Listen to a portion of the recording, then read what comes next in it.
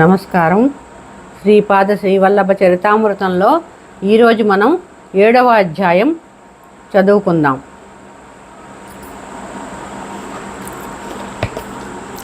ఉదయముననే తిరుమలదాసు తన అనుష్ఠానమును ముగించుకుని ఇట్లు చెప్పసాగెను. నాయనా శంకరభట్టు, శ్రీపాద శ్రీవల్లభుల దివ్య చరిత్రము అమృతము, అశ్రుతము, అపూర్వము, ఆత్కర్యము. నీ యందు శ్రీపాద శ్రీవల్లభుల వారికి అపారమైన అనుగ్రహం ఉన్నందువలననే వారి చరిత్రను గంధస్థము చేయు నీకు భాగ్యము నీకు కలిగింది. మహాపండితులకు కూడా అలభ్యమైన ఈ మహాభాగ్యము నీకు లభ్యమగుట కేవలము శ్రీవారి సంకల్పమే. నరసావధానులు మరణావస్థ నుండి బయటపడిన తదుపరి అతనిలో ఆకర్షణ శక్తి క్షీణించెను. అతడు గతములో ధ్యానములో కూర్చుని ఏ మనుష్యుని అయినను ధ్యానించినచో ఆ మనుష్యుడు ఎంత దూరంలో ఉన్నను అచ్చటి నుండి బయలుదేరి నరసావధానుల కడకు వచ్చి తీరేవాడు. ఆ శక్తి ఇప్పుడు క్షీణించెను. గతములో అతను చూసి భయపడిన వారు, ప్రశంసలతో ముంచెత్తిన వారు ఇప్పుడు అతనికి ఏమాత్రమూ భయపడటలేదు. అవసరమని తోచిన ఎడల విమర్శలతో అతనిని బాధించుచుండిరి.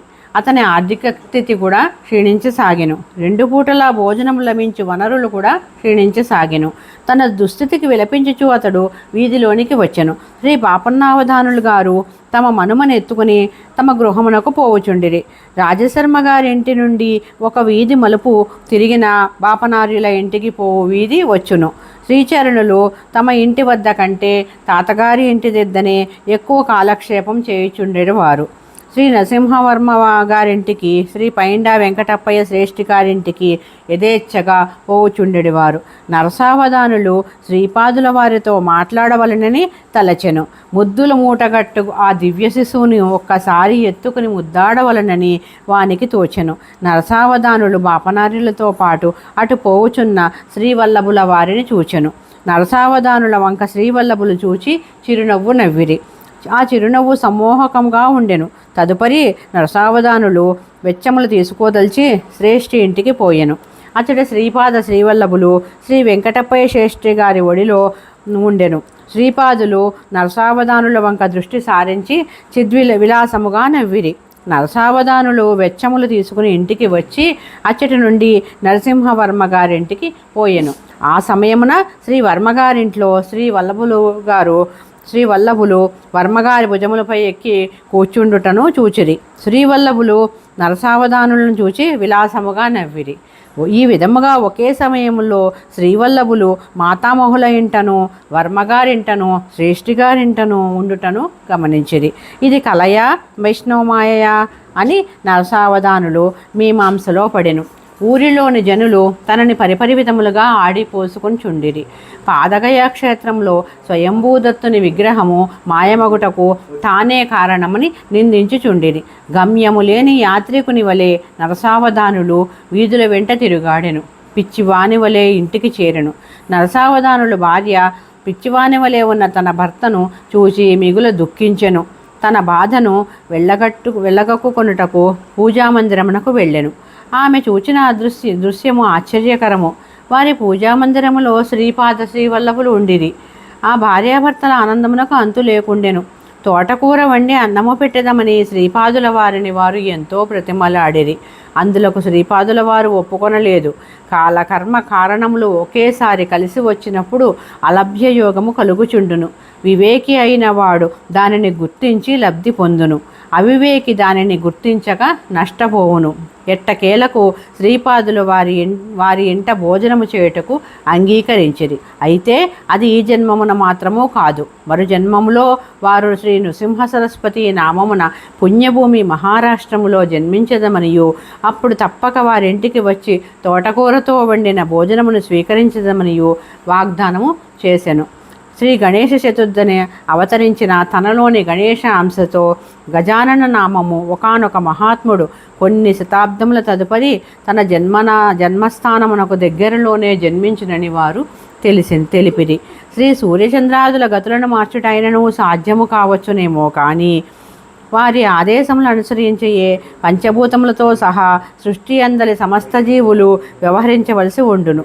వాగ్దాన పరిపాలనమునందు వారు దృఢవ్రతులు, సత్యవ్రతులు. జగములు కదిలినను యుగములు వారినను వారి లీలలు మాత్రము నిత్యము సత్యములగును, అత్యంత నవీనముగను ఉండును. ఆ పూజామందిరములో ఉన్న శ్రీపాదుల వారు నరసావధానులకును అతని ధర్మపత్నికి హితబోధలు చేసిరి. ఆ హితోపదేశములు భక్తులందరకు ఎంతో ప్రయోజనకరమైనవి. నరసావధానులకు శ్రీవల్లభుల వారికి ఈ ప్రకారముగా సంభాషణ జరిగింది.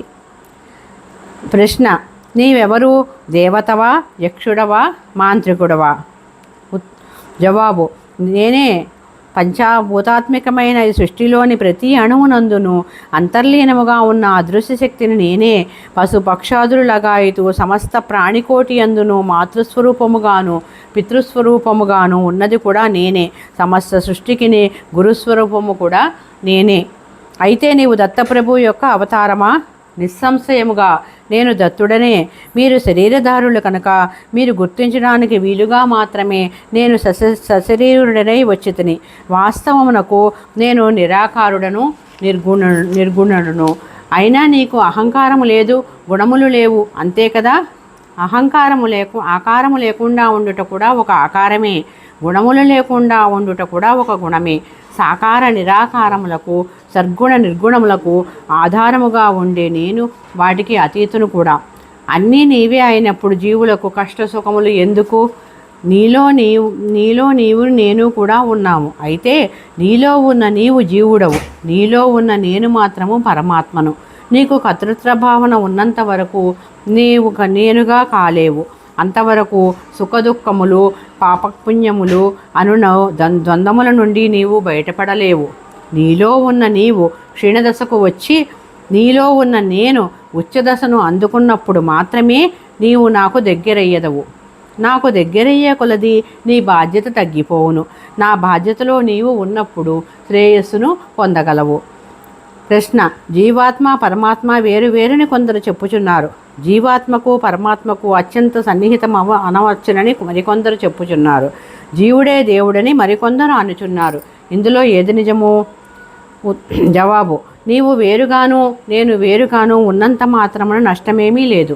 నీలోని అహంకారం నశించి మనమిద్దరము ద్వైత సిద్ధిలో ఉన్న శ్రేయస్సు లభించును.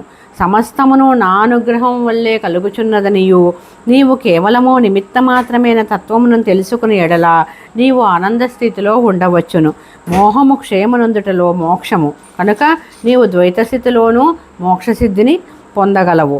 నీవు నాకు అత్యంత సామీప్యంలో ఉన్నప్పుడు నేను నీ ద్వారా అగుచుండును.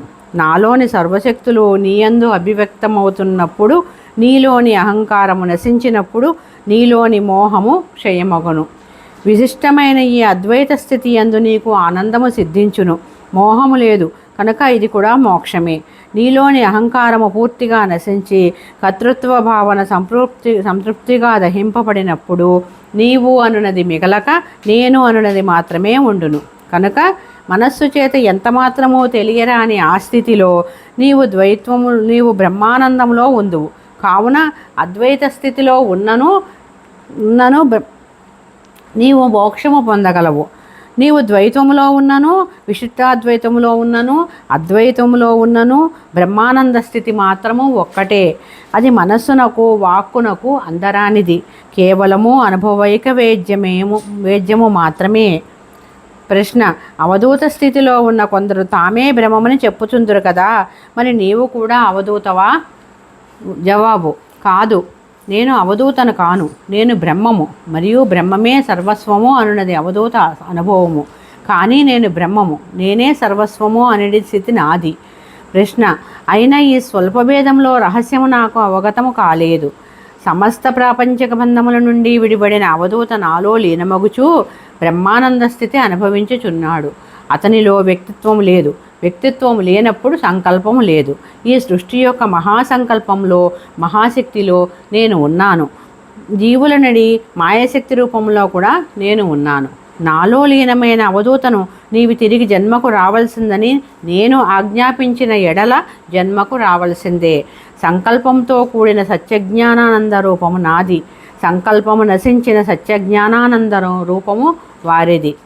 ప్రశ్న: విత్తనములను వేయించిన తదుపరి తిరిగి మొలకెత్తవు కదా, బ్రహ్మజ్ఞానమును పొందిన తదుపరి బ్రహ్మమే తానైనప్పుడు తిరిగి జన్మ ఎత్తుట ఎట్లు సాధ్యము? వేయించిన విత్తనములు మొలకెత్తుకపోవట సృష్టి ధర్మము. ఆ వేయించిన విత్తనములనే మొలకెత్తింపచేయుట సృష్టికర్త యొక్క శక్తి సామర్థ్యాలు.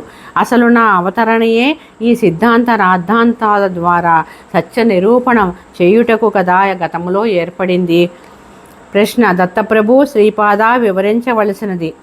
జవాబు: భూత భవిష్యత్ వర్తమానాలు అవస్థాత్రయము, సృష్టి స్థితి లయము మొదలైన త్రయములన్నింటినీ అతిక్రమించి నాన్నగారు అత్రి మహర్షిగా ప్రఖ్యాతులైరి. సృష్టి అందలి ఏ జీవి అందును ఏ పదార్థమునందును అసూయాద్వేషములు లేస మాత్రము లేని కారణమున అమ్మ అనసూయ ఖ్యాతి గణించింది. బ్రహ్మ విష్ణు రుద్రులకు కూడా ఆధారముగాను అతీతముగాను ఉన్న ఆ పరంజ్యోతి స్వరూపమును దర్శించవలనని అత్రి మహర్షి ఘోర తపస్సు చేసిరి. ఆ పరంజ్యోతి స్వరూపము సృష్టి అందలి ప్రతి ప్రాణిని ప్రతి పదార్థమును అమృత దృష్టితో వీక్షించి అనుగ్రహించవలసిందిగా అనసూయ మాత తపం ఆచరించింది. కర్మసూత్రములు అనుసరించి జీవులకు సుఖదుఖములు కలుగుచుండును కనుక మహాపాపముల ఫలితము స్వల్పముగా కలుగునట్లును స్వల్ప పుణ్యములకు మహాఫలితములు కలుగవలనని సత్సంకల్పంతో అనసూయ మాత ప్రార్థన చేసేది. కఠినమైన లోహముతో తయారు చేయబడిన శనగల ఆకారమున ఉన్న లోహపు ముక్కలను తన తపోబలముచే జీవంతములైన తినుటకు యోగ్యమైన శనగలుగా అమ్మ మార్చివేసినది. ఖనిజము సంపూర్ణ నిద్రాస్థితిలో ఉన్న చైతన్యము, వృక్షములు వృక్ష సంబంధ పదార్థాలు అర్ధ నిద్రాస్థితిలో ఉన్న చైతన్యము, జంతువులు పూర్ణ చైతన్యం స్థితిలో ఉన్న స్థితి. ఖనిజముగా పుట్టి ఖనిజముగా చచ్చి తర్వాత గుల్మాదులుగా జన్మించి ఆ తదుపరి జంతు జన్మలనెత్తి ఆఖరిన మానవ జన్మనెత్తిన మానవుడు వివేక జ్ఞాన వైరాగ్యవంతుడై తనలోని నిద్రాణ స్థితిలో ఉన్న పరమాత్మ శక్తిని మేల్కొలిపి మోక్షము పొందవలెను. ప్రకృతిలో ఉన్న పరిణామక్రమం యొక్క ధర్మములను పరంజ్యోతి అనుగ్రహముతో వేయవచ్చునన్నది అమ్మ నిరూపించింది. త్రిమూర్తుల రూపంలో ఉన్న చైతన్యము జాగృతావస్థలో ఉన్నది కనుక దానిని నిద్రావస్థలోకి మార్చి ఆ ఆకారములను పసిబిడ్డల రూపంలోకి మార్చివేసింది. త్రిమాతల శక్తులు ఏకమై అనఘాదేవిగా రూపొందింది. నేను దత్తాత్రేయుడిగా జన్మించి అనఘాదేవిని అర్ధాంగిగా స్వీకరించుట జరిగింది. శ్రీపాద శ్రీవల్లభ అవతారమునందు నా వామభాగమున అనఘాదేవియును కుడి భాగమున దత్తాత్రేయుడును కలిగిన అర్ధనారీశ్వర రూపమును జనించితిని. ఇంతటి మహత్తరమైన సృష్టిని తన సంకల్పానుసారముగా సృజించిన ప్రభువునకు సృష్టి ధర్మమును అవసరమును బట్టి మార్చగలుగు శక్తి సామర్థ్యములు ఉండునని నీవు గ్రహించవలెను. శ్రీపాద, సృష్టి ధర్మములను మార్చగలిగిన నీవు నా దారిద్ర్యమును పోగొట్టలేవా? తప్పకుండా పోగొట్టగలను. అయితే అది మరుజన్మకు వాయిదా వేయుచున్నాను. వచ్చే జన్మలో కూడా నీవు కొంత దారిద్ర్య బాధను పొందిన తర్వాత మాత్రమే. తోటకూర విషయము చాలా చిన్న విషయము అయినను నీవు దాని యందు ఎంత మోహమును పెంచుకున్నావు. అమ్మ గాని నాన్నగారు గాని తాతగారు గాని ఎవరునూ ఏమీ యాచించి అడగరు. పసి పిల్లవాడినైన నేను ఎంతటి ఆహారము తీసుకొందును. నేను మనసు పడినప్పుడు నీవు తోటకూరను వెంటనే ఇచ్చి ఉండవలసింది. ఇప్పుడు కాలాతీతమైనది. నీ మనస్సులోని మాలిన్యములు హరించుటకు ఈ జీవిత కాలము చాలదు. ప్రతి మానవునికి పుణ్యఫల రూపముగా ఆయువు, ఐశ్వర్యం, అందము, ప్రఖ్యాతి మొదలగునవి సిద్ధించును. పాపఫల రూపముగా అల్పాయువు, దారిద్ర్యము, అనాకారితనము, కుఖ్యాతి మొదలగునవి సిద్ధించును. నీ పుణ్యఫలములో ఎక్కువ భాగమును తీసి నీకు ఆయుర్దాయమును పోసెతిని. నీ పుణ్యభాగము చాలా ఖర్చైనది, పాపభాగము ఎక్కువ మిగిలింది. నీవు దరిద్రమును అనుభవించియే తీరవలెను.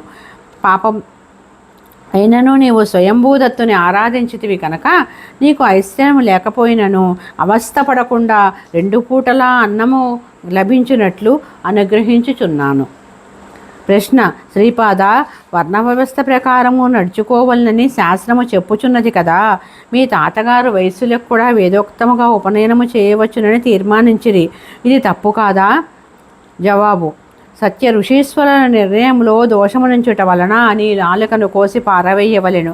తాతగారు ఎవరనుకుంటివి? వారు సాక్షాత్తు భాస్కరాచార్యుల వారు. విష్ణుదత్తుడు సుశీల అను దంపతులకు స్వార్థమనేది ఏమిటో ఎరుగని పరమ పవిత్రులు. వారిని నా తల్లిదండ్రులుగా జన్మింపచేయవలసినది కాలకర్మ దేవతలను నేను ఆదేశించితిని. నరసింహవర్మ పూర్వీకులు శ్రీ లక్ష్మీ నరసింహస్వామికి పరమభక్తులు.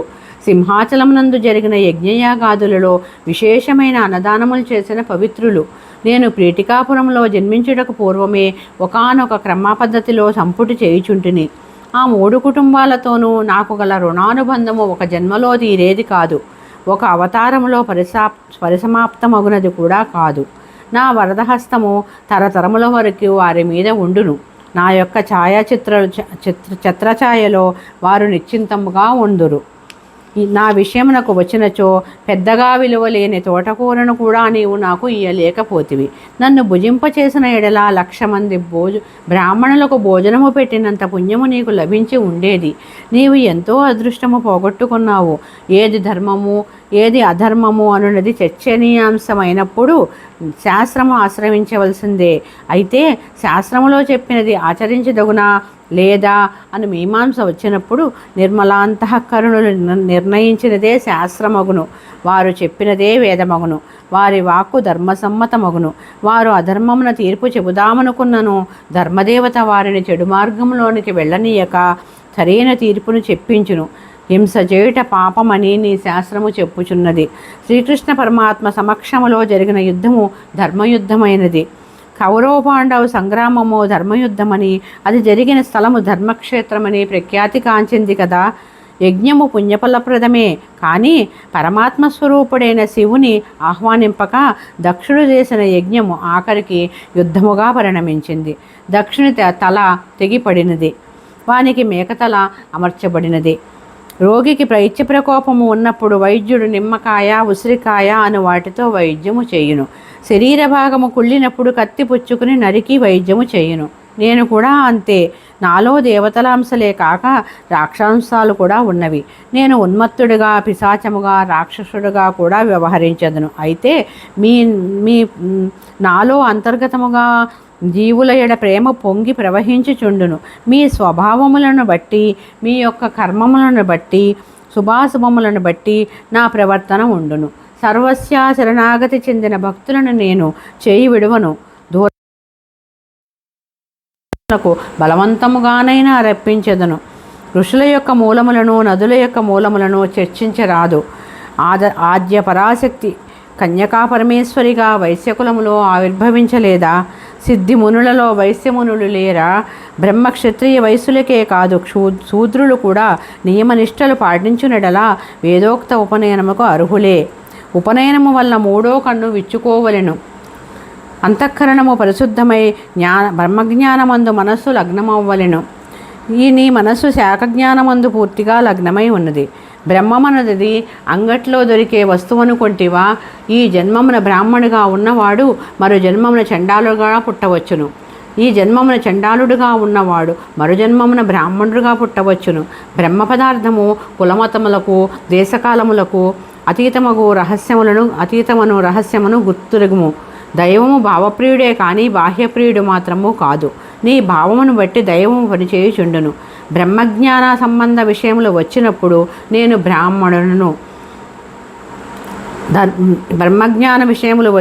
నేను బ్రాహ్మణులను దర్బారు చేయుచు భక్తుల యోగక్షేమములు విచారించుచు వారిని అనుగ్రహించినప్పుడు నేను క్షత్రియుడను. ప్రతి జీవికి ఆ జీవి చేయు పాపపుణ్య కర్మములను బట్టి వేతనము నిర్ణయించబడును.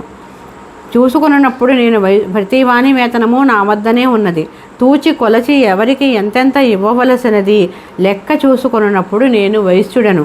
భక్తుల బాధలను, కష్టములను నా శరీరము మీదకి ఆకర్షించుకుని వారికి సుఖశాంతులు కలగచేయటం వల్ల సేవాధర్మము నెరపుట వలన నేను శూద్రుడను. జీవుల యొక్క పాపములను ప్రక్షాళన చేయునప్పుడు నేను చాకలిని. మరణించిన జీవులను కాల్చి బూడిద చేసిన ఉత్తమ జన్మను ప్రసాదించుచున్నాను. అందుచేత నేను కాటికాపరిని. ఇప్పుడు నేను ఏ కులము వాడినో తేల్చి చెప్పవలసినది. ప్రశ్న: శ్రీపాద, క్షమించవలసింది. నేను అజ్ఞానిని. నీవు దత్తప్రభువే. సర్వజీవులకు ఆశ్రయము నీవే. అసలు ఈ సృష్టి ఏ విధముగా ఏర్పడిందో తెలియజేసి నన్ను కృతార్థుని చేయవలసినది. జవాబు: తాత, స్వర్గమునందు 88,000 గృహస్థమునులు కలరు. వారు పునరావృత్తి ధర్మము కలవారు. ధర్మమును తిరిగి ప్రచారము చేయు నిమిత్తము బీజభూతులై ఉన్నారు. పరమాత్మ యొక్క అనిర్వ్యాచనమైన శక్తిలోని ఒకానొక స్వల్పాంశము జగత్తును సృష్టించుటకు బ్రహ్మగా ఏర్పడెను. పరమాత్మ నుండి క్రమముగా ఏర్పడిన జలము సర్వవ్యాప్తముగా ఉండెను. పరమాత్మ తేజము వలన ఆ జలమునందు స్వర్ణమయములైన అనేక కోట్ల అండములు ఏర్పడెను. ఆ అండములలో మనము నివసించుచున్న బ్రహ్మాండము కూడా ఒకటి. అండములలో యొక్క లోపలి ప్రదేశము చీకటితో నిండి ఉండగా పరమేశ్వరుని యొక్క తేజస్సు మూర్తిత్వము ఉంది అనిరుద్ధుడనని నామముచే విఖ్యాతమాయెను. ఆ అండమును తన తేజోమహిమచే ప్రకాశింపజేసినందున హిరణ్య గర్భుడని, సూర్యుడని, సవిత అని, పరంజ్యోతి అని అనేక శబ్దములతో వేదములలో వ్యవహరింపబడెను. త్రేతాయుగమునందు పీఠికాపురములో సవితృకాటక చయనమును భరద్వాజ మహర్షి నిర్వహించెను. అనేక కోట్ల బ్రహ్మాండములతో నిండి ఉన్న దత్తాత్రేయ తేజస్సును ఉద్దేశించి సవితృకాటక చయనము చేయబడినది. సత్యలోకమునైన నిరామయ స్థానము ఉన్నది. త్రికండ సోపానములో వసురుద్రాదిత్యులని పిలువబడు పితృదేవతలు ఉందురు. వీరు నిరామయస్థాన సంరక్షకులుగా ఉందురు. కారణ బ్రహ్మలోకము అనున్నది చతుర్ముఖ బ్రహ్మ నివాస స్థానమై ఉన్నది. అది విద్యాస్థానమనియు మూల ప్రకృతి స్థానమనియు పేరుగాంచిన శ్రీనగరము ఆ పైన ఉన్నది. దానికి పైభాగమున మహాకైలాసమును, ఆ పైన కారణ వైకుంఠములు కలవు. సత్యలోకములో పురాణపురం అనేది విద్యాధర స్థానము. తపోలోకములో అంజనావతీపురమునందు సాధ్యులు అనువారు ఉందురు. జనలోకములో అంబావతీపురమునందు సనకసనందాది ఋషులు ఉందురు. మహర్లోకములో జ్యోతిష్మతీపురమునందు సిద్ధార్థులు ఉందురు. సువర్ణలోకమని పిలువబడు స్వర్గలోకములో అమరావతీపురమునందు దేవేంద్రాది దేవతలు ఉందురు. ఖగోళమునకు సంబంధించిన గ్రహ నక్షత్రాలు కల భువర్లోకములో రథంతరపురమందు విశ్వకర్మ అను దేవశిల్పి కలడు. తాత, భూలోకమందు 2 భాగములు కలవు. మానవులు నివసించు దానిని భూగోళమని అందురు. ఇది కాక మహాభూమి అనున్నది మరి ఒకటి కలదు. ఇది భూగోళమునకు 5 కోట్ల బ్రహ్మాండ యోజనముల దూరమున దక్షిణముగా ఉన్నది. మత్స్యలోకమనగా భూలోక భువర్లోకములు. దీనిలో మహాభూమి కూడా చేరియే ఉన్నది. పాతాళ, అతల, వితల, సుతల, రసాతల, తలాతల, మహాతల పాతాళములు ఉన్నవి. స్థూలముగా వీటిని స్వర్గమత్య పాతాళములు అందురు. మనము నివసించడి ఈ భూగోళమునకు దిగువనున్న మహాభూమి అనున్నది మధ్యభాగము నుండి మిర్రుగా ఉండి చక్రాకారముగా ఉన్నది. అందువల్ల ఉపరి భాగమునందు సూర్యచంద్రుల ప్రకాశము నిరంతరము ప్రకాశించుచున్నది. సదా వెలుతురు ఉండొచ్చే అచ్చట కాల నిర్ణయము లేదు. ఈ మహాభూమి మీదనే సప్త సముద్రములను సప్తద్వీపములను కలవు. జంబూద్వీపం అనేది దీని యందే కలదు. భూలోకము భువర్లోకము రెండును చేరి మత్స్యలోకమని పిలువబడుచున్నది. భూలోకమునందు మహాభూమి అనియు భూగోళమనియు 2 విధములు కలవు. సృష్ట్యాది సమస్తమును జలముతో నిండి ఉండెను. ప్రజాపతి సృష్టి చేయదలిచి తపమునరించగా నీటి మీద పుష్కరపర్ణము దర్శనీయమాయెను. ప్రజాపతి వరాహ రూపము పొందినవాడై పుష్కరవర్ణ సమీపమున మునుగగా దిగువన ఉన్న మహాభూమిని పొందినవాడాయెను. ఆ మహాభూమి నుండి కొద్దిగా తడిమట్టిని స్వీకరించి తన కూరలచో కొట్టి వేరు చేసి నీటి పైభాగమునకు తెచ్చెను. ఆ మృత్తును పుష్కరపర్ణమునందుంచగా తదుపరి అది పృథివీ నామము పొందెను. తాత, దీనినే భూగోళమని పిలిచెదరు. మహాభూమి నుండి భూగోళము మధ్య 5 కోట్ల బ్రహ్మాండ యోజనముల దూరము కలదు. మహాభూమి అనున్నది 50 కోట్ల యోజన విస్తీర్ణంలో కలిగి ఉన్నది. జంబూదీపమందలి మహాభూమి అందే కలదు. దానిలో 9 ఖండములు ఉన్నవి. దైవఖండమునందు దేవతలు నివసించెదరు. గభస్య ఖండమునందు భూతములుండేవి. పురుషఖండమునందు కిన్నెరులు, భరతఖండమునందు మానవులు, శరభఖండమునందు సిద్ధులు, గంధర్వఖండమునందు గంధర్వులు, తామ్రఖండమునందు రాక్షసులు, సేరుఖండమునందు యక్షులు, ఇందుఖండమునందు పన్నగులు ఉండెదరు. మహాభూమిలోని జంబూద్వీపమునకు దక్షిణముగా ఉన్న భరతఖండములోని భరతపురమున వైవస్వత మనువు భూరుషుల తోడను మానవుల తోడను కొలువుదీరి ఉండును. మహాభూమి మీద జంబూద్వీపం ఉన్నట్లే భూగోళము మీద కూడా జంబూద్వీపము కలదు. శ్రీపాద శ్రీపల్లభ అవతారము నేను శ్రీపీఠికాపురములో అవతరించుటకు ముందే 100 సంవత్సరముల క్రితము మహాభూమి మీదకు వచ్చింది. మహాభూమి మీద ఉన్న జంబూద్వీపము 1,00,000 బ్రహ్మాండ యోజనముల విస్తీర్ణము కలిగి ఉంది. జంబూద్వీపనందలి భరతఖండమున మాత్రమే వైవస్వత మనువు ఉన్నాడు. మిగతా ఖండములలో దేవయోనులైన వారు ఉన్నారు. మహాభూమి నందలి జంబూద్వీపమున శీతోష్ణ స్థితులు హెచ్చుగా ఉండక ఆహ్లాదకరముగా ఉండును. నీరెండ వంటి సదా వెలుతురుండును గాని పగలు రాత్రి అనే భేదము లేకుండా ఉండును. మహాభూమి అందలి జంబూద్వీపము 1,00,000 యోజనముల విస్తీర్ణము కలదు.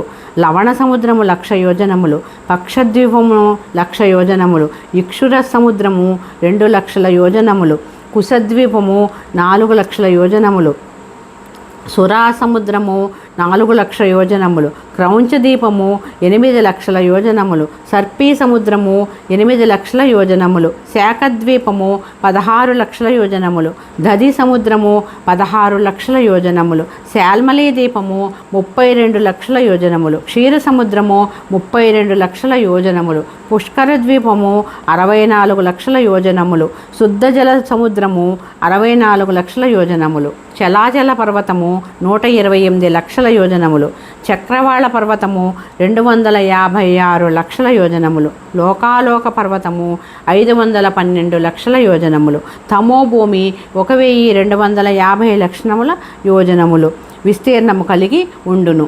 లోకాలోక పర్వతము దాటి సూర్యరశ్మి వెళ్ళుటకు వీలు లేదు. అందువలన లోకాలోక పర్వతమునకు అండబిత్తికిని నడుమ నుండి ప్రదేశము ఎప్పుడూ చీకటితో కూడి ఉండును. అండబిత్తి అనున్నది 1,000,000 యోజనముల మందము కలిగి ఉండును. వరాహతావతారము కానీ నరసింహావతారము కానీ భూమి పట్టేంటి అవతారములు కావు. వరాహం అనగా సూకరము కాదు, ఖడ్గమృగము, ఒకే కోర కలిగినది.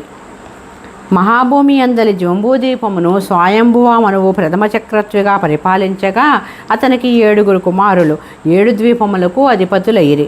పక్షద్వీపమును మేధాతిథి, శాల్మల ద్వీపమును ఉపుష్మంతుడు, కుశద్వీపమును జ్యోతిష్మంతుడు, క్రౌంచద్వీపమును ద్యుతిమంతుడు, శాఖద్వీపమును హవ్యుడు, పుష్కర ద్వీపమును సవనుడు పరిపాలించిన ప్రథమ చక్రవర్తులు.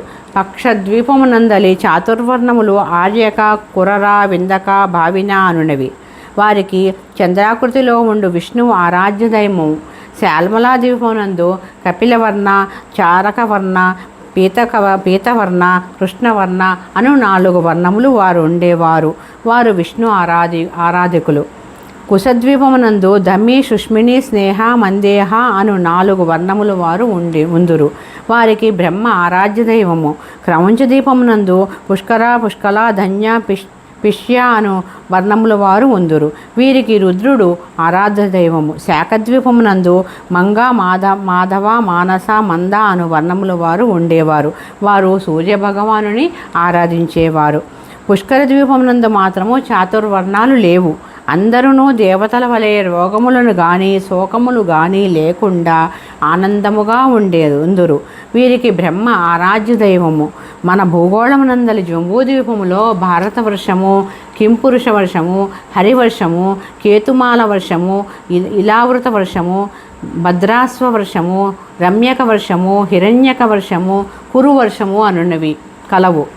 తాత, మహాభూమి యందు ఖండ విభాగములు గల జంబూద్వీపమును ఉన్నట్లే భూగోళమున వర్ష విభాగములతో కూడిన జంబూద్వీపములు కలవు. మహాభూమి గుండ్రముగా ఉండి మధ్యలో తాబేటి పెంకు వలె మిర్రుగా ఉండును. దీనినే భూమండలమని పిలిచెదరు. భూగోళము మాత్రము నిమ్మపండు వలె ఉండును. మహాభూమి మేరువును చుట్టి బ్రహ్మాండము యొక్క అండబిత్తి వరకు వ్యాపించి ఉండును. ఖగోళము మాత్రము జ్యోతిచక్ర మధ్యమందు నిలిచి ఉన్నది. మహాభూమి యందు నడి మధ్యన గల మేరు రేఖను చుట్టుకుని జంబూద్వీపము ఉన్నది. దానిని చుట్టి 7 సముద్ర ద్వీపాలు ఉన్నవి. భూగోళమునందలి ఉత్తరార్ధగోళము దేవగోళమని, దక్షిణార్ధగోళమును అసుర భాగమని అందురు. మహాభూమి అందలి సమమధ్య ప్రదేశమున మేరువు దివ్యముగా ప్రకాశించుచున్నది. జీవులను పరిపాలించడి మనువులకి ఇది నివాస స్థానము. భూగోళము పరిపాలితులైన జీవులకు స్థానము. మహాభూమి యందు చుట్టూ చేరి ఉండే చక్రవాళ పర్వతాగ్రమునందు జ్యోతిశ్చక్రము అమర్చబడి ఉన్నది. భూగోళము మాత్రము దీనికి భిన్నముగా ఉన్నది. సప్త కక్షావృతమైన జ్యోతిశ్చక్రము దీనికి ప్రతిదినము ఒక ప్రదక్షిణము చేయుచున్నది. మహాభూమి యందు శీత వాత తపములు అల్పములు సదా పగలుగా ఉండి చీకటి అనునది లేక కాల వ్యత్యాసము లేక ఉండును. భూగోళమునందు దీనికి వ్యక్తరిక్తముగా ఉన్నవి. మహాభూమి అనునది పుణ్య ఫలానుభవమున మాత్రమే పొందదగినది. స్థూల శరీరములో పొందరానిది. భూగోళము పుణ్యము సంపాదించుకున్నటకు తగిన కర్మభూమి. స్థూల శరీరులు ఉండవలసిన భూమి. మహాభూమి మీద మనుప్రళయము తప్ప చిన్న ప్రళయములు అనునవి ఉండవు. భూగోళము మీద యుగ ప్రళయములు, మహాయుగ ప్రళయములు, మనుప్రళయములు జరుగుచూ ఉండును. మహాభూమిని ధాత్రి, విధాత్రి అని పేర్లలో పిలిచెదరు. భూగోళమును మహి, ఉర్వి, క్షితి, పృథ్వీ, భూమి అని పిలిచెదరు. పాతాళ లోకముల గురించి చెప్పుతున్నాను వినుము తాత. ఆ తలమునందు పిశాచగణములు, వితలమునందు గుహ్యకులు, సుతలమునందు రాక్షసులు, రసాతలమునందు భూతములు, తలాతలమందు యక్షులు, మహాతలమందు పితృదేవతలు, పాతాళమునందు పన్నగులు ఉందురు. వితలమునందు కుబేరుడు నవనిధులకు అధిపతి. ఇతడే బ్రహ్మాండమునకు కోశాధిపతి అయి ఉన్నాడు. ఉత్తర దిక్కునకు అధిపతి అయి ఉన్నాడు. వితలమునందలి అలకాపురమునందు ఇతడుండును. ఇదే వితలమునందు మేరువుకు పశ్చిమ దిశలో యోగినీపురమున మయుడు నివసించును. ఇతడు రాక్షసులకు శిల్పి. త్రిపురాసురులకు ఆకాశంలో చాలా ఎత్తున విహరించగల త్రిపురములను నిర్మించి ఇచ్చినవాడు. సుతలములో వైవస్వతపురమును యమధర్మరాజు పరిపాలించుచుండును. ఇతను దక్షిణ దిక్కుకు అధిపతి. పట్టణ ప్రవేశముల యందు అగ్నిహోత్రపు నది కలదు. దీనినే వైతరణి అని అందురు. పుణ్యవంతులకు సులభముగా దాట వీలగును. పాపాత్ములకు కడంగడు కష్టతరము. రసాతలమునందు పుణ్యనగరము అనేది కలదు. దానికి నిరుతి అను దైత్యుడు అధిపతి. ఇతడు నైరుతి దిక్కునకు అధిపతి. తలాతలమునందలి ధనిష్టాపురమున పిశాచకణములతో కూడి బేతాళుడుండును. మహాతలములో కైలాస నగరములో సర్వభూతగణములతో కాత్యాయనీపతి అయిన ఈశానుడు కలడు. ఇతడు ఈశాన్య దిక్కునకు అధిపతి. పాతాళమునందు వైకుంఠ నగరము కలదు. అందులో శ్రీమన్నారాయణమూర్తి పాతాళసురులతోనూ వాసుకి మొదలైన సర్పశ్రేష్ఠులతోనూ శేషసాయి అయి విరజిల్లుచున్నాడు. దీనినే శ్వేతదీపగతమైన కార్యవైకుంఠము అందురు. ఆఖరిదైన పాతాళలోకమునందు త్రికండ సోపానము కలదు. ప్రథమ ఖండమునందు అనంగజీవులు ఉందురు. ద్వితీయ ఖండమునందు ప్రేతగణములుందురు. తృతీయ ఖండమునందు యాతనాదేహము పొంది ఉన్న జీవులు దుఃఖాక్రాంతులై ఉందురు. సప్త సముద్రములను సప్త ద్వీపములను మహాభూమి యందు కలవు. దాని మధ్య నుండున్నది జంబూద్వీపము. ఇది 9 ఖండములుగా విభజించబడి ఉన్నది. దక్షిణమునందున్న దానికి భరతఖండమని పేరు. దీనిలో భరతపురమునందు స్వయంభూ మనువు ఉండును. అనేకులైన పుణ్యజీవులు ఋషులు స్వయంభూ మనువు పరిపాలనలో ఉందురు. వారు లోకములను పరిపాలించుచు ధర్మాధర్మములను పరిపాలించుచుందురు. మహాభూమి మీద ఉండు సప్తద్వీపములను చుట్టుకుని చరాచర చక్రవాళ లోకాలోక పర్వతములు అనునవి స్వర్గలోకము వరకు వ్యాపించి ఉండును. ఇవి ఎంత మాత్రము వెలుతురును తమ గుండా ప్రసరింపని అని పొరలు. మహాభూమికి దిగువన 7 అధోలోకములు కలవు. వీటినే సప్తపాతాళములు అందురు. అతలలోకమనేది పిశాచములకు నివాసము. వితలలోకమనందలి అలకాపురిలో కుబేరుడుండును. వితలలోకమునందలి యోగినీపురములో రాక్షసులతో కూడి మయుడు అనువాడుండును. సుతలములందు బలిచక్రవర్తి తన పరిజనులైన రాక్షసులతో నిర్వహించును. వైవస్వతపురమునందు యమధర్మరాజు ఉండును. ఇందలి నరకాదులందు పాపజీవులు యాతనలు పొందుదురు. రసాతలములో పుణ్యపురం అనేది నైరుతి స్థానము. దీనిలో భూతాది వర్గములు ఉండును. తలాతలమునందలి ధనిష్టాపురములో బేతాళులుండును. తలాతలమునందలి కైలాసపురములో రుద్రుడుండును. మహాతలమునది పితృదేవతలకు నివాసము. పాతాళమునందు శ్వేతద్వీప వైకుంఠము కలదు. దీనిలో నారాయణుడుండును. మేరువునంటి పెట్టుకున్న అధోభాగమునందు అనంగజీవులు ప్రేతగణములు యాతనాదేహములు ఉందురు. నిరాలంబ సూచ్య గ్రహస్థానమున దానిలో మహాపాతకులు ఉందురు. భోజనానంతరము రౌరవే అపుణ్యనిలయే పద్మాద్భువ నివాసీనాం ఆర్ధీనాం ఉదకం దత్తం అక్షయముపతిష్టతి అని ఉత్తరాపోసనలో ఉదక ప్రదానము వీరికే చేయబడుచున్నది. భూలోకమునందు గల భూగోళము మహాభూమి వేరువేరు అని చక్కగా గ్రహింపుము. భూగోళ బిందువుకి ఉపరితలమున ఊర్ధధ్రువ స్థానము వరకు గల ప్రదేశములో మేరురేఖ ఎందు ప్రకాశించుచున్నది సూర్యలోకము. ఇది సూర్యదేవత ఉండు స్థానము. సూర్యగ్రహ మండలము ఎంత మాత్రము కాదు. అదే విధముగా చంద్రలోకము, అంగారలోకము, బుధలోకము, గురులోకము, శుక్రలోకము, శనీశ్చరలోకము, దాస్యాది దేవతాలోకము, నక్షత్ర దేవతాలోకము, సప్తఋషిలోకము, ఊర్ధధ్రువలోకము అనునవి కలవు. ఇవే కాక ఇంకా అనేక అవాంతరలోకములు కలవు. భూమధ్య బిందువు నుండి సూర్యలోకము 1,00,000 బ్రహ్మాండ యోజనములలో కలదు. ఇది సూర్యగ్రహాది దేవత అయిన సూర్యుడు ఉండు లోకము. భూమధ్య బిందువు నుండి చంద్రలోకము 2,00,000 బ్రహ్మాండ యోజనములలోను, అంగారకలోకము 3,00,000 బ్రహ్మాండ యోజనములలోను, బుధలోకము 5,00,000 బ్రహ్మాండ యోజనములలోను, గురులోకము 7,00,000 బ్రహ్మాండ యోజనములలోను, శుక్రలోకము 9,00,000 బ్రహ్మాండ యోజనములలోను, శనిలోకము 11,00,000 బ్రహ్మాండ యోజనములలోను, రాస్యాది దేవత లోకము 12,00,000 బ్రహ్మాండ యోజనములలోను, నక్షత్ర దేవతా లోకము 13,00,000 బ్రహ్మాండ యోజనములలోను, సప్తర్షిలోకము 14,00,000 బ్రహ్మాండ యోజనములలోను, ధ్రువలోకము 15,00,000 బ్రహ్మాండ యోజనములలోను కలవు. ఇదే విధముగా భూమధ్య బిందువు నుండి రకరకములైన దూరములలో స్వర్గలోకము, మహర్లోకము, జనోలోకము, తపోలోకము, సత్యలోకము కలవు. భూమధ్య బిందువు నుండి బ్రహ్మాండమును చుట్టిన గోడ అనగా అండబిత్తి వరకు 24,50,00,000 బ్రహ్మాండ యోజనముల దూరము ఉన్నది. భూమధ్య బిందువు నుండి అండబిత్తి బయటకు 25,50,00,000 బ్రహ్మాండ యోజనముల దూరము ఉన్నది. భూలోక భువర్లోక సువర్లోకములు ప్రళయకాలమందు నశించును. సువర్లోకమునకు పైన మహర్లోకము కొంత నశించి కొంత నిలిచి ఉండును. ఆ పైన ఉన్న జనోలోక, తపోలోక, సత్యలోకములు బ్రహ్మ జీవితాంతమున గాని నశింపవు. స్వర్గమనగా సువర్లోక, మహర్లోక, జనోలోక, తపోలోక, సత్యలోకములను మరియు అండబెత్తి వరకు. నరసావధానులు, తాత దత్తతత్వము నీకు అనుభవంలోకి రావాలనన్నా కొన్ని లక్షల జన్మలు కావలసి వచ్చును. కోటానుకోట్ల బ్రహ్మాండములు అంతటా వ్యాపించి ఉండి దానిని అతిక్రమించి ఉన్న ఏకైక తేజో మహారాశియే దత్తుడని తెలియము. ఆ దత్తప్రభువే సాక్షాత్తు నీ ఎదుటనున్న శ్రీపాద శ్రీవల్లభుడని తెలియము. శ్రీచరణుల హితబోధను విన్న నరసావధానులు అతని భార్య నిర్ఘాంతపోయిరి. 7 ఏడాది వయస్సు ఉన్న ఈ పసికందు ఇంతటి మహత్తర విషయములను సాధికారముగా చెప్పుటయును తానే సాక్షాత్తు దత్తుడని తెలియజేయచే నరసావధానులు అతని భార్య వెక్కి వెక్కి ఏడవసాగిరి. కనీసము ఆ దివ్య శిశువు శ్రీచరణములు సృశించగోరిరి. దానికి శ్రీవల్లభులు నిరాకరించిరి. నరసావధానుల దంపతులు తాము కూర్చున్న చోటు నుండి కించిత్తు కూడా కదలలేకపోయిరి. శ్రీపాదుల వారు, నేను దత్తుడను, కోటానుకోట్ల బ్రహ్మాండములంతా వ్యాపించి ఉన్న ఏకైక తత్వమును, దిక్కులనే వస్త్రముగా కలవాడను, దిగంబరుడును.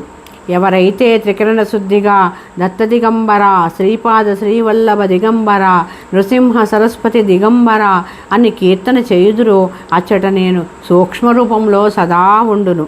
మా మాతామహులైన శ్రీ బాపనార్యులు పరదేశము నుండి వచ్చి పాదగయా క్షేత్రమునందు శార్ధాది కర్మలు నిర్వహించుకుని వారికి ఉచితముగా భోజన వసతి సౌకర్యములు కలిగించుచుండగా నీ స్వయంభూదత్తుడేడి అదృశ్యమాయనుగా అని ఆక్షేపించితివి. ఆ దత్తుడను నేనే జన్మించిన పవిత్ర గృహమున విడిచి చేయు వారు తప్పక పవిత్రులగుదురు. వారి పితృదేవతలకు పుణ్యలోకములు ప్రాప్తించును. బ్రతికి ఉండిన జీవులకే కాక చచ్చిన జీవుల యొక్క యోగక్షేమములు చూడవలసిన ప్రభువును నేనే. నాకు చావు పుట్టుకలు రెండూ సమానమే. అయినను నీవు స్వయంభూదత్తుని ఆరాధించిన దానికి ఫలితము ఇదా అని వ్యధ చెందుతున్నావు. నీ మీద పడిన అపవాదు పోవునట్టులా స్వయంభూదత్తుడు త్వరలోనే కనిపించును. ప్రతిష్ట కూడా జరుగును. నీకు ఆయుర్దాయం ఇచ్చితిని, దత్తధ్యాసలో ఉండుము. మరో జన్మకు కటాక్షించదనని అభయం ఇచ్చుచున్నాను. ఈ జన్మమున నా పాదుకలు స్వరస చేసే అంతటి మహాపుణ్యము నీకు లేనే లేదు. కోటాను కోట్ల బ్రహ్మాండమును సృజించి రక్షించి లయము చేయు ఏకైక ప్రభువును నేను నా వరద హస్తముతో నిన్ను ఆశీర్వదించుచున్నాను అని పలికిరి. మహాభయంకర శబ్దముతో శ్రీచరణుల శరీరమునందలి అణుపరమాణువులు విఘటనము చెంది శ్రీపాదులు అదృశ్యమైరి. నాయనా శంకరభట్టు శ్రీపాదులు స్వయముగా తన నామము చివర దిగంబర నామమును చేర్చి జపించుటలో మర్మమును ఈ రకముగా తెలియచేసిరి. వారు సర్వవ్యాపకత్వ తత్వము నిరాకారమైన ఆ తత్వము సాకారముగా ఎట్లు ఆవిర్భవించునో మనకు ఊహకందని విషయము. పసి బాలకుని రూపమున కపట వేషము ధరించి వచ్చిన ఆ జగత్ప్రభువు పసితనము నుండి చేయు లీలలకు అంతెక్కడా. శ్రీపాద శ్రీవల్లభులకు జయము జయము.